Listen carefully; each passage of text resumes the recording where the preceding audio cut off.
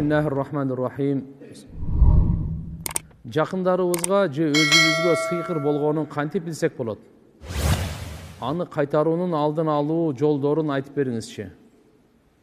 Эми сыйкыр болгондо көбүнчө адамдын башы тегеренип калат. Сөзү орундалбай калат.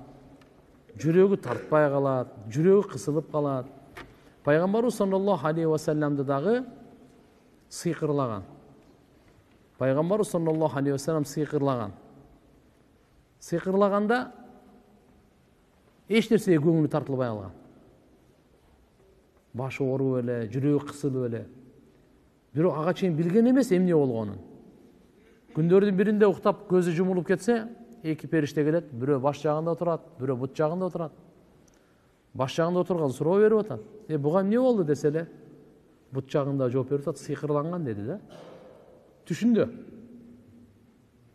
Ким сыйкырлады? Паланча бир жөөт.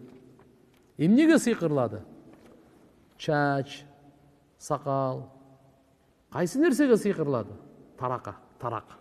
Чач, тараган бар го, тарака. Ал каякта деди эле, о паланча кудукта деди. Кудуктун кай жеринде деди? Кудуктун ичине кирсеңер, таш бар, таштын астында ошону бастырып койгон деди. Ушул экөөнү, ушул эки периште келип пайгамбарыбызга бардыгын айтып берди дагы, учуп кетти. Пайгамбарыбыз ойгонуп кетти. Ойгонгондо билди, эмне үчүн эле мен башым ооруп эле, сыгылып эле, кысылып эле, эчтеге көңүлүм тартылып атса, көрсө сыйкыр болгон экен. Эки сахабаны чакырды, паланча жерге барасыңар, кудук бар, кудукка түшөсүңөр, ичинде таш бар, ташты ачасыңар, ташты алсаңар, астында тарак бар, алып келе деди. Бул экөө барды, барса, кызыл күрөңгүч болуп, суу ушундай болуп калган экен. Кудуктун суусу хынага окшоп калган экен. Экөө түштү дагы, ташты алып, караса тарак бар экен.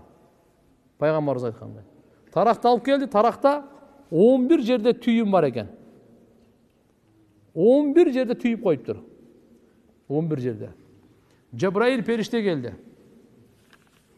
Кул а'уду би раббил фалак, мин шарри ма халак, ва мин шарри гасиқин иза вақаб, ва мин шарри наффасати фил уқад, ва мин шарри хасидин иза хасад. Кул а'уду би раббин нас, маликин нас, илахин нас, мин шаррил васвасил ханнас, аллади ювасвису фи судурин нас, минал джиннати ван нас. 11 аят түштү. Ар бир аятты окуганда бирден чечиле берди. Бирден чечиле берди, ар бир аятты окуганда. Өзү да пайгамбарыбыз ушул 11 жип менен байлап койгондой кысылып калган экен да. Бирден чече берип, акырында чечкенде барды бошошуп кетет го.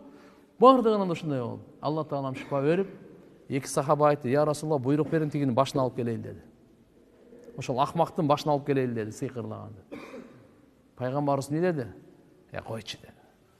Алла мага шифа берди го. Тек койгула деди. Биздин пайгамбарыбыз мындай таптакыр башкача ушундай эле эмес. Кийин Жабраил алейхиссалам айтты: "Үммөтүңө сыйкырга каршы мына дуа.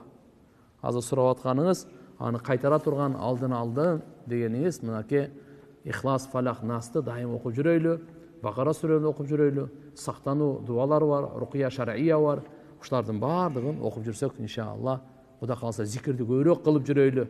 Булардын баарынан арылабыз, сакталабыз. Себеби адамдын душманы адам.